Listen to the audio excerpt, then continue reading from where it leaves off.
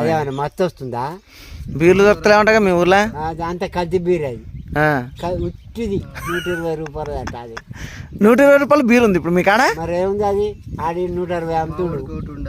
120 దాయటోడు లేదట, simple beer అంట. ఎందుకదే మా గద్దలు మొత్తుకుంటే ఆయన కొడతారంట పోయిన్స్ అని. రిలాక్షన్ అయిపోయి ఇప్పుడే కొడతాంటారు. ఏంటికా ఇప్పుడు ఇది మందుల కోడు, ఇది మందుల కోడు.